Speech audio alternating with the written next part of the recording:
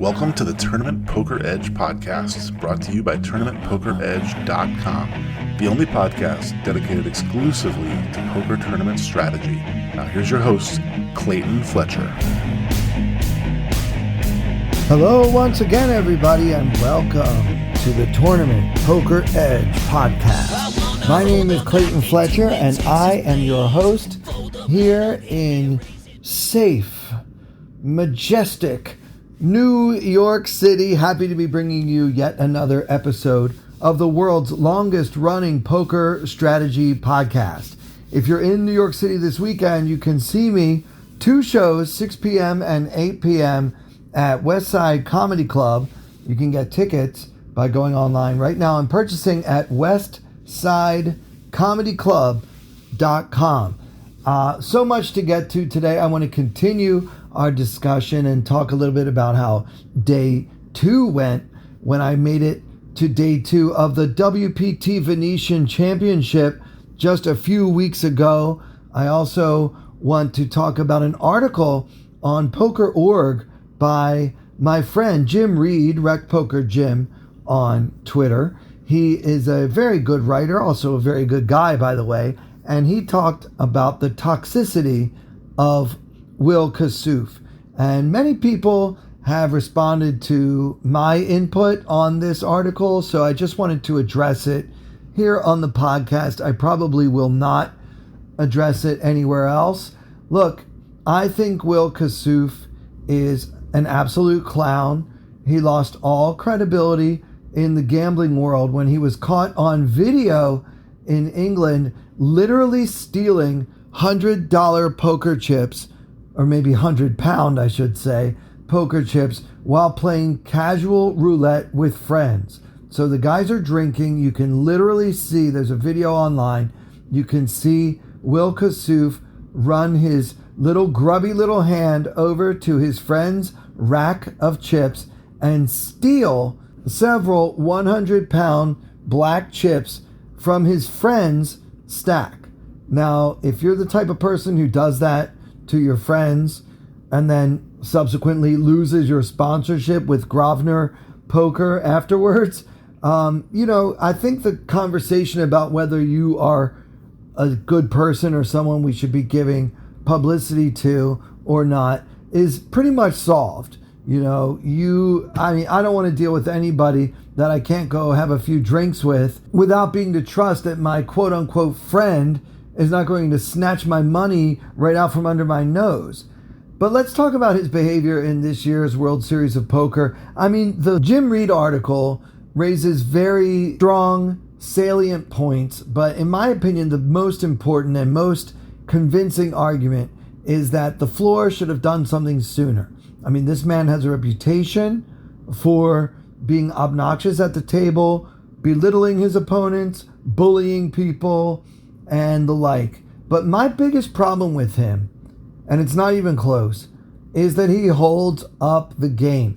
Nobody, and I mean nobody, likes a slow poker game. So first and foremost, I'm 100% on board with giving him a 10-second clock on all of his decisions after he's been repeatedly, and I mean repeatedly, warned about the excessive tanking. Now, because he's a narcissist, he won't see it as tanking. He'll see it as him engaging in what he calls speech play or whatever.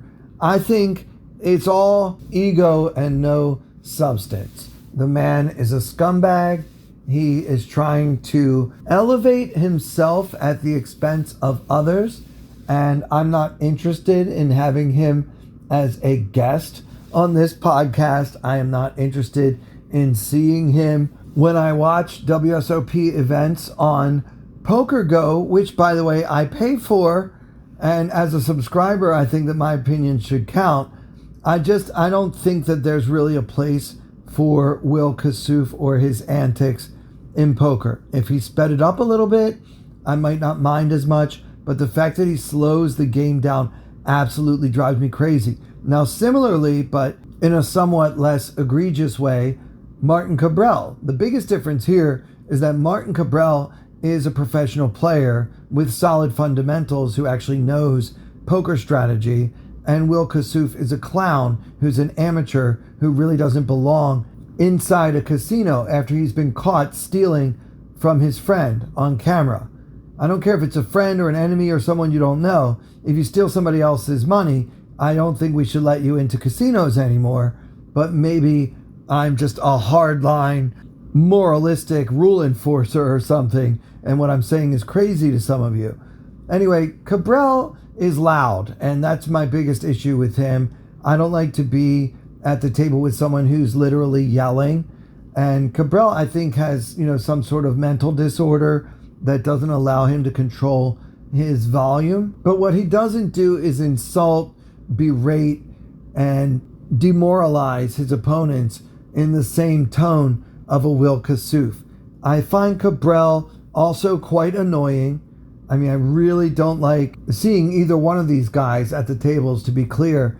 But I feel like there is a big difference when you are just, maybe trying to be funny or maybe use some sort of language to possibly tilt your opponents. I think that should be part of the game. I've been known to engage in some table talk of my own from time to time, but in my case, because I'm a comedian desperate for approval, validation, and attention, most of my table talk is just trying to make anyone laugh and give me the reassurance that my deep-seated insecurity desperately craves. So it's totally different, but I never hold up the game. Like, if it's my turn to act, I'm not going to sit there and talk to you for 2, 3, 4 minutes before I even look at my cards. I would never do that. And if I did that, I would never complain about someone putting a mandatory 10-second clock on all of my decisions for the rest of the day.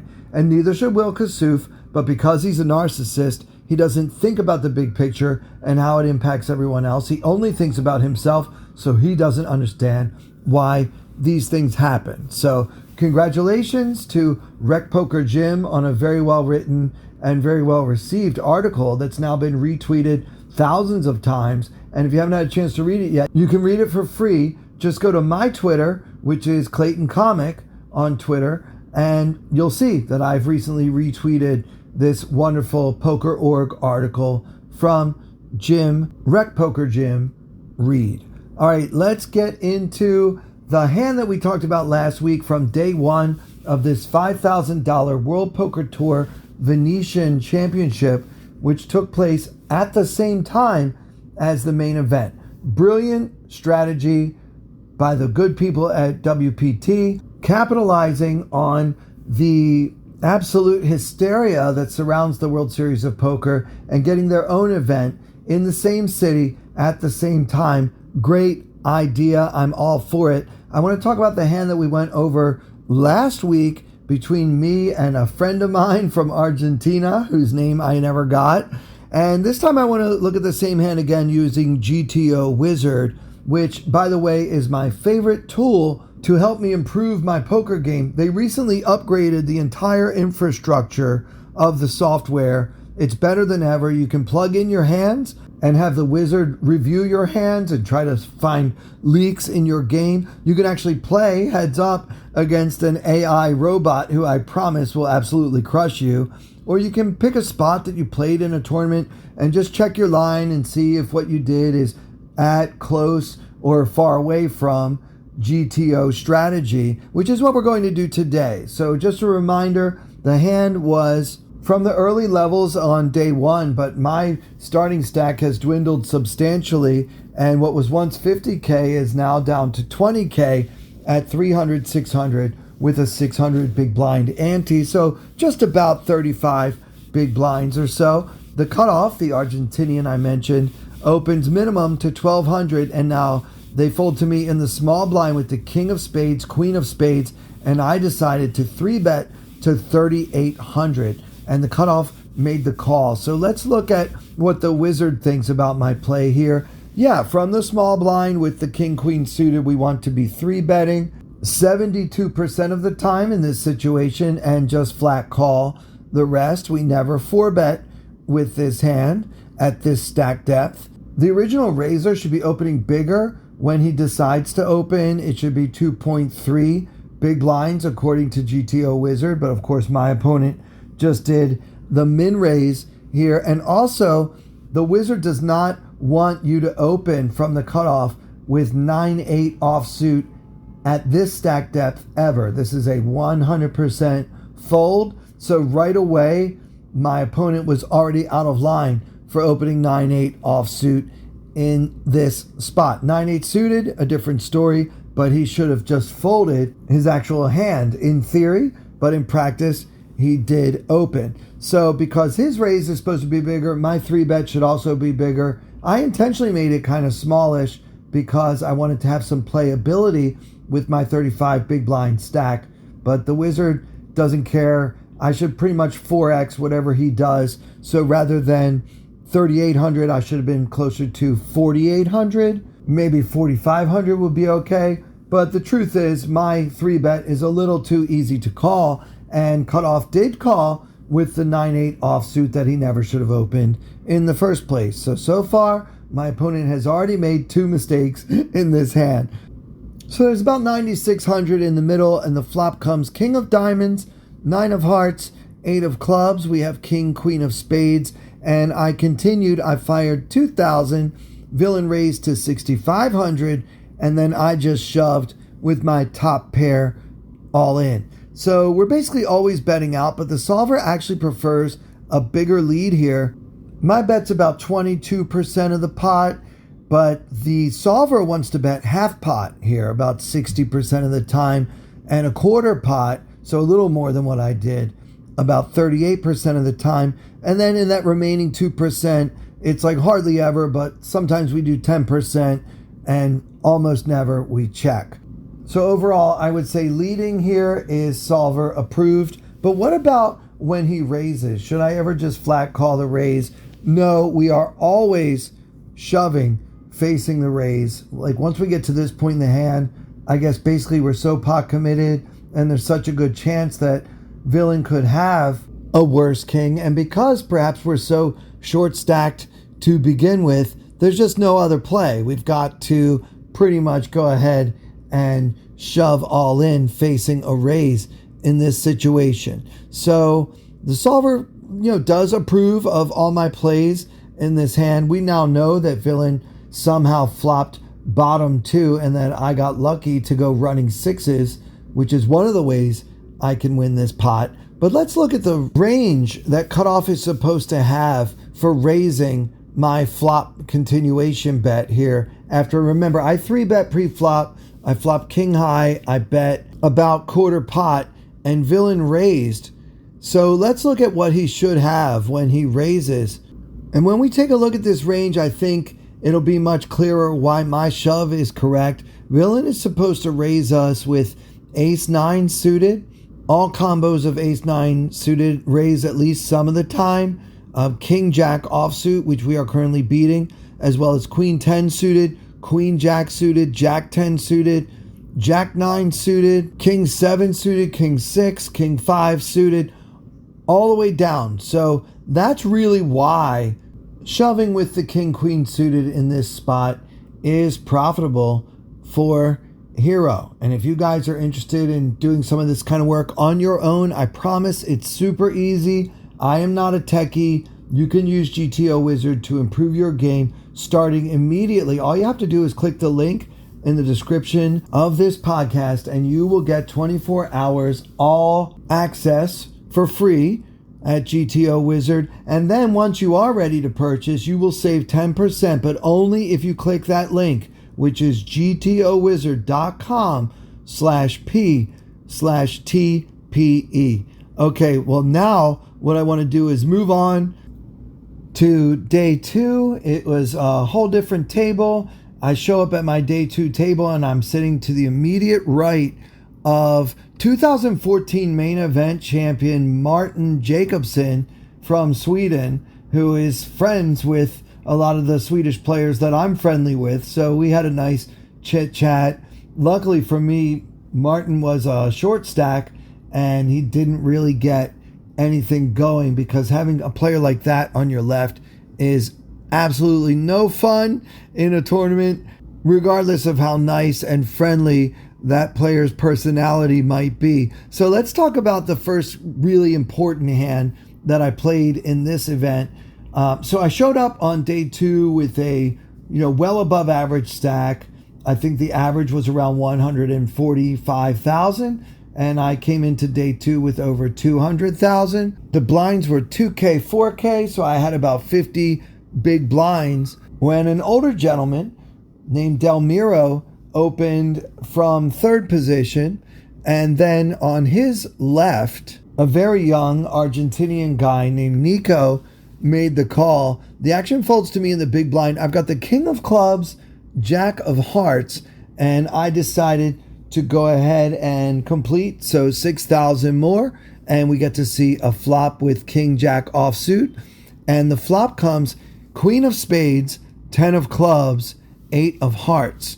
So queen 10 8. So we've got an open ender, we've got an overcard, and I decided to check, possibly looking to check raise. If the action goes, Delmiro bets, and then Nico either calls or folds, I can check raise this flop, I think profitably regardless. I just don't know what I would do if it goes bet raise, and then I'm sitting there, do I want to start putting in a lot of chips, hoping to hit an ace or a 9?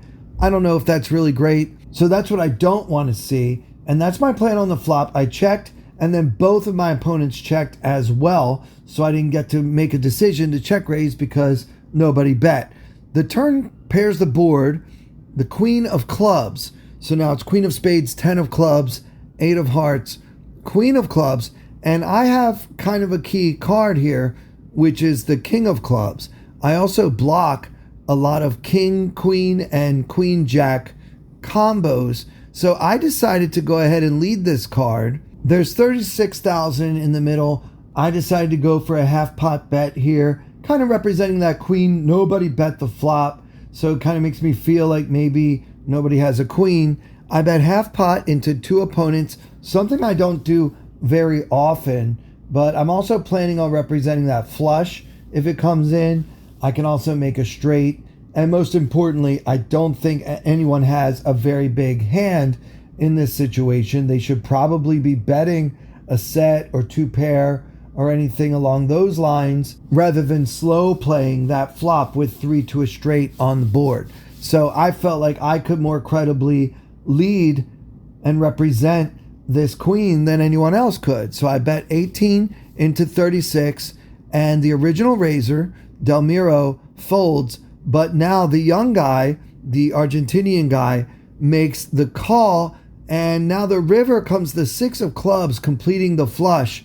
The board is queen 10 8, queen 6, and the flush got there. There's several straights have gotten there, just not the one that I was drawing to. I decided to continue with another bet, this time 35 into 72, and Nico raises me enough to put me all in, and well, that was the end of that little adventure. So I lost a lot of chips in that pot.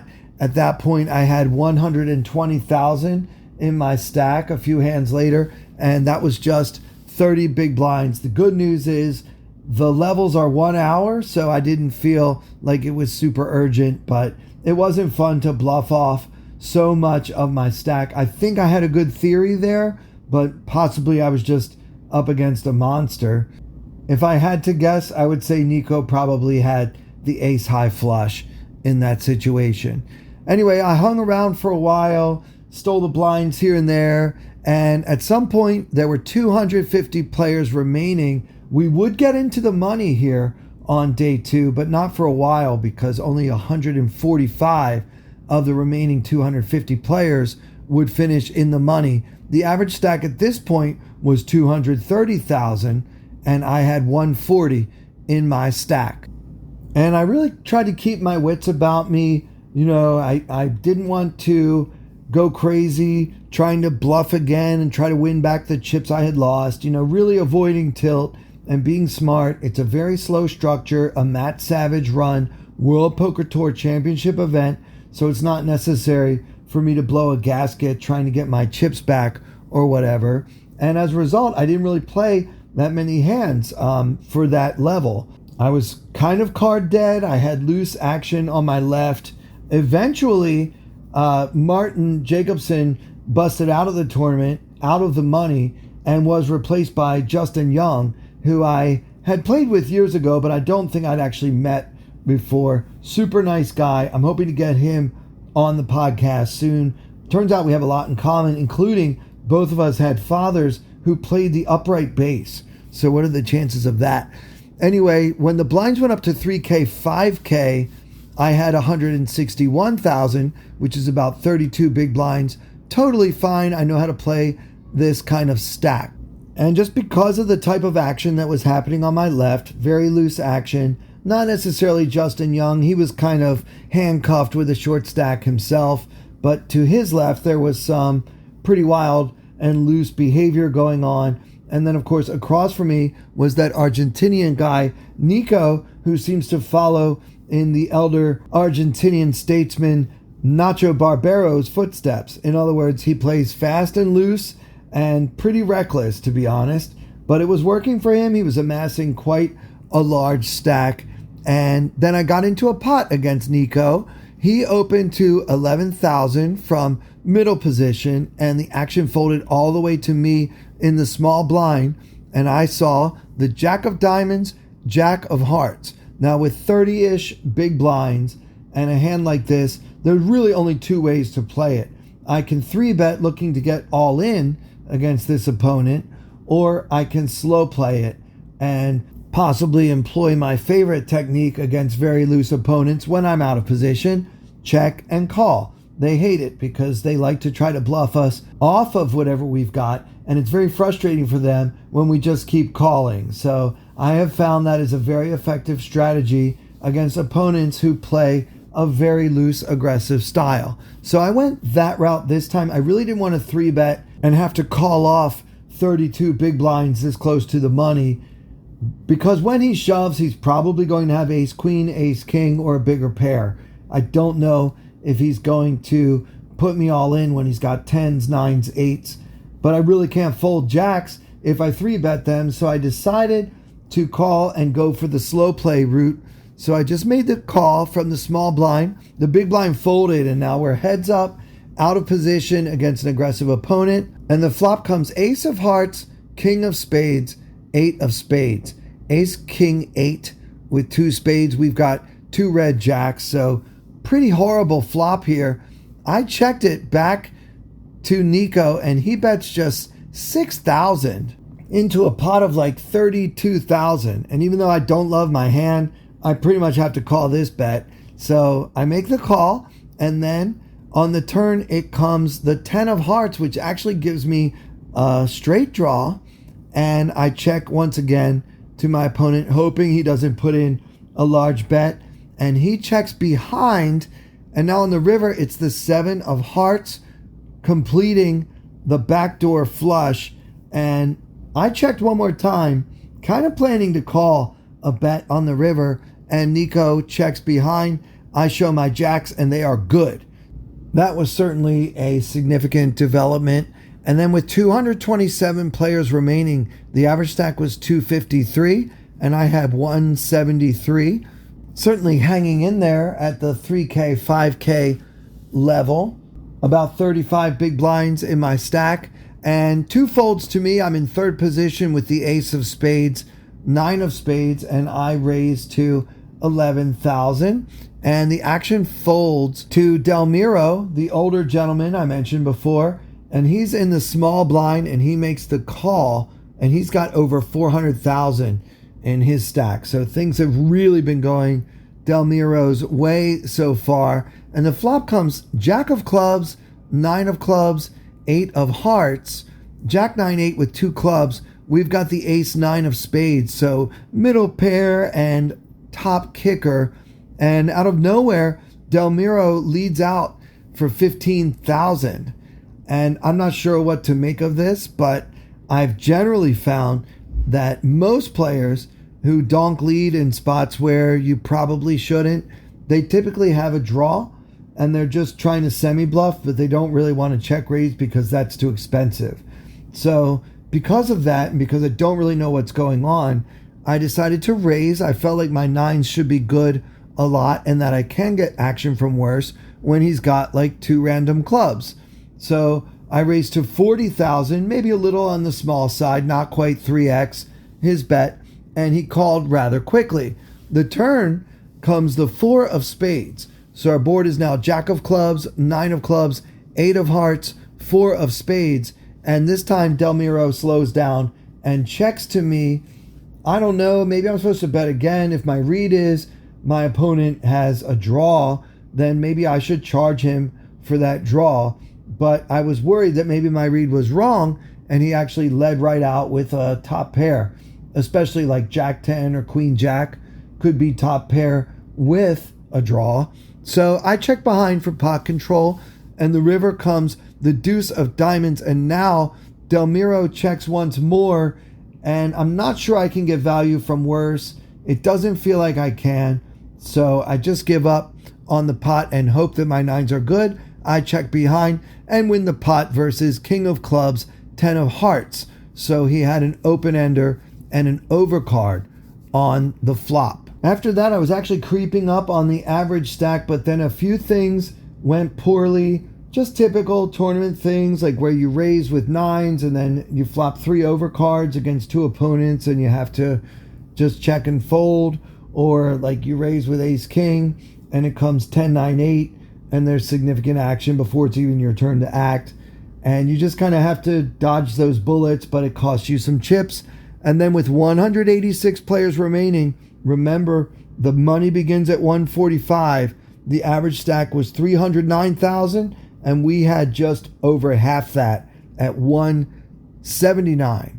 So about 60% of the average stack, but still kind of hanging around and really hoping to get into the money, but not playing that way. I'm really just trying to play my best poker. If I bubble this tournament, that's okay. I've bubbled lots of tournaments in my life, but there's a little added pressure that I'm kind of putting on myself, because at this point it's looking like this will very likely be the last major tournament that I play in this summer. So I'm hoping to finish off with a bang.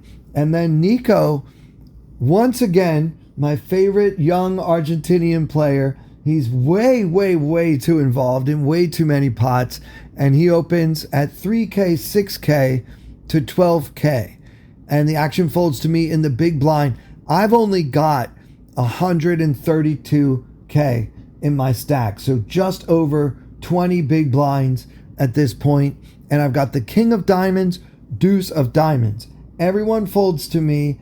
I decide to put in another 6,000 and let's see a flop with the king deuce of diamonds. It comes king of spades, jack of spades, 9 of clubs. So we've got top pair, no kicker, and no backdoors. I check and Nico bets 7,000.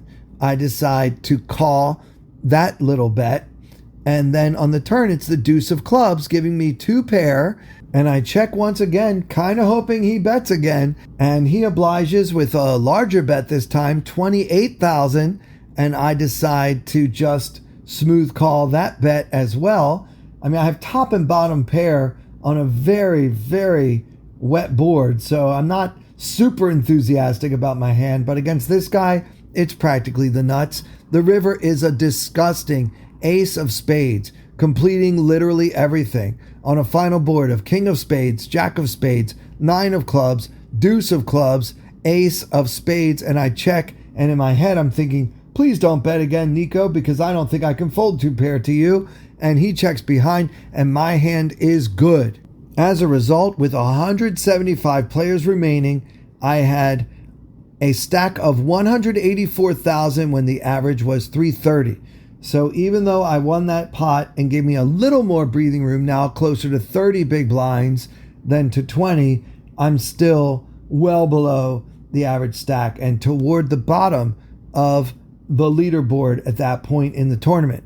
A little while later, we lost Justin Young, and then with 170 players remaining, the average stack was 339.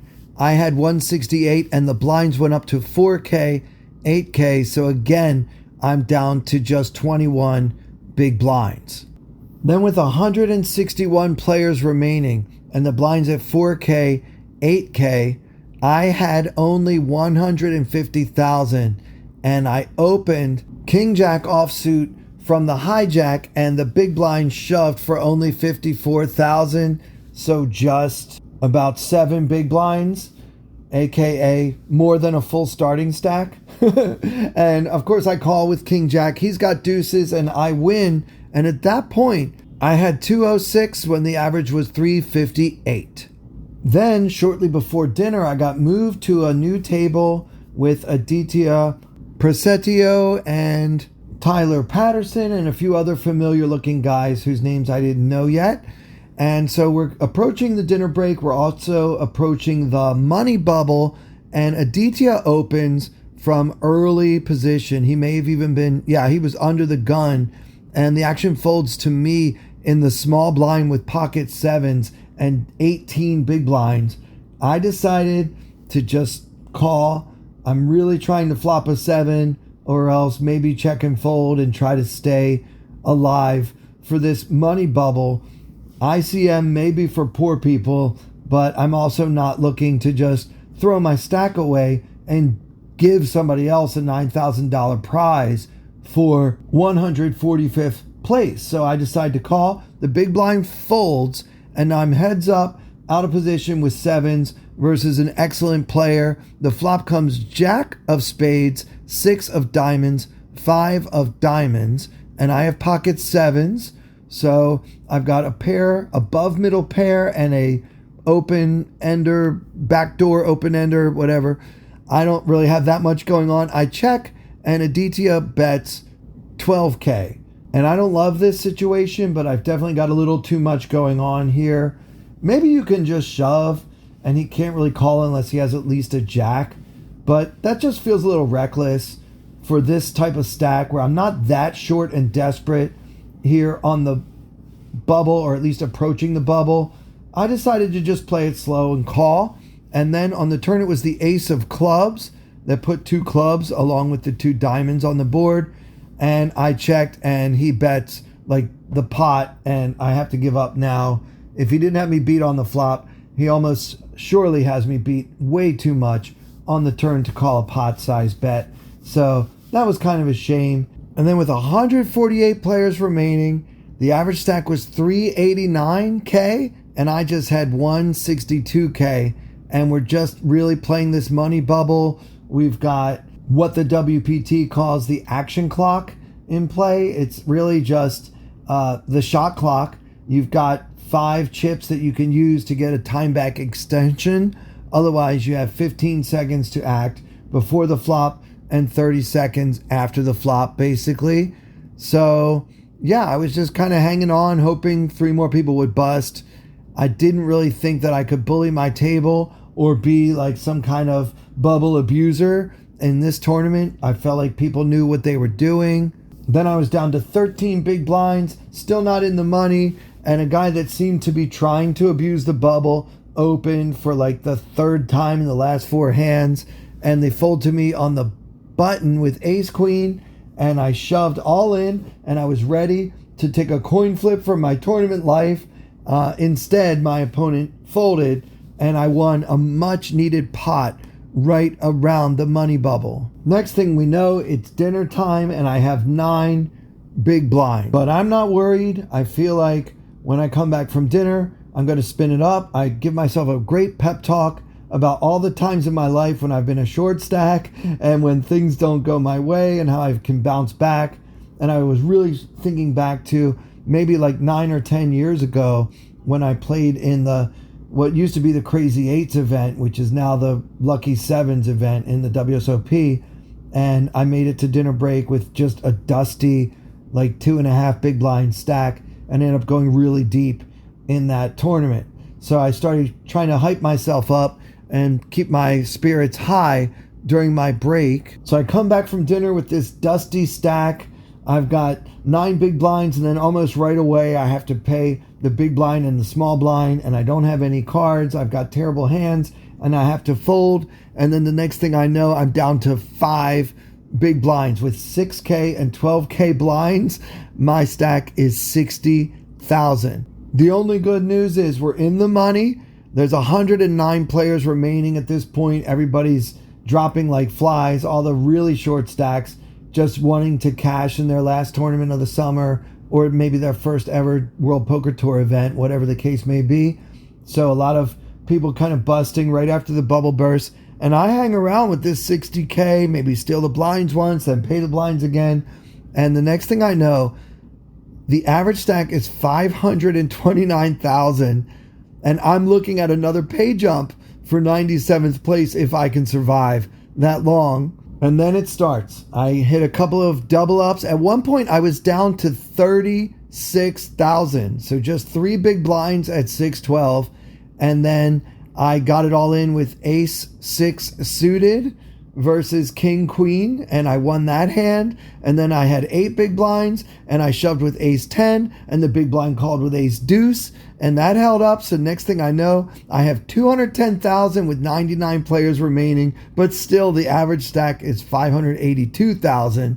Then the blinds go up again. Next thing I know, it's 816, and I've only got 77,000 in my stack with 88 players remaining in the whole tournament, and the next pay jump is at 79 players. So we've got a while.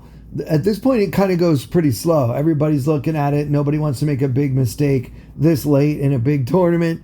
The average stack was 663,000, and I had 77,000. So I was not doing well late in day 2. But then I won a significant coin flip, all in with ace 5 suited versus pocket 4s, and I won. And just kept surviving these little, raise and take it or get all in and they fold, whatever.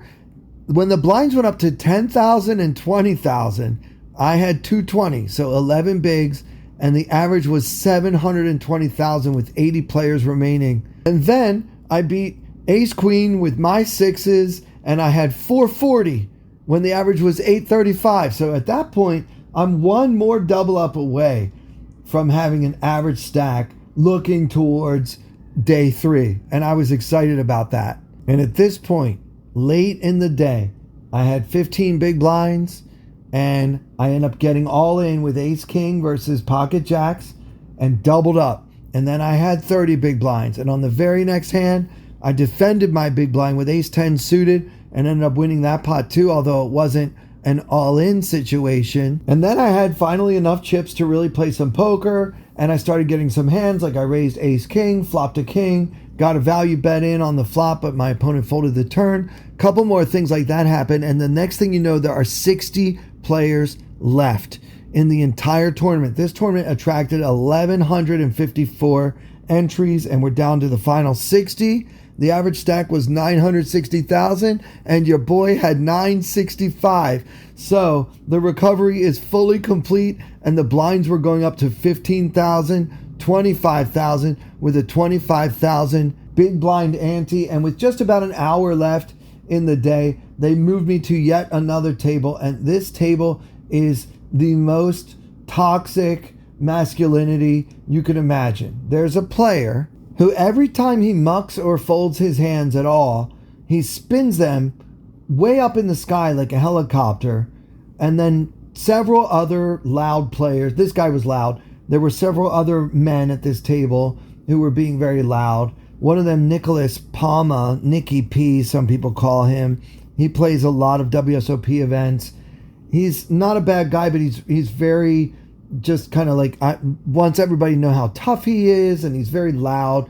And so he kept claiming that he could see what's under the cards. He's like, I totally saw the jack of diamonds. And then the guy that spins him like a helicopter is like, there's no way you could see him. I spin him too fast. I've been spinning cards since I was 9. And these guys are both acting like tough guys. But like, you guys are poker players. You're math geeks. Stop trying to act like you could beat anyone in rugby. Get a life. Anyway, this table appears to be the most, I would say, American of the remaining tables. There are a lot of polite Europeans at the other tables, and now I'm stuck with these guys. I ended up bagging 1 million chips exactly at the end of day 2, just kind of hanging around at this final table, letting these tough guys beat each other up, and then I would just kind of help myself to any available pot. on the rare occasion that there was one, like if it folded to me on the button.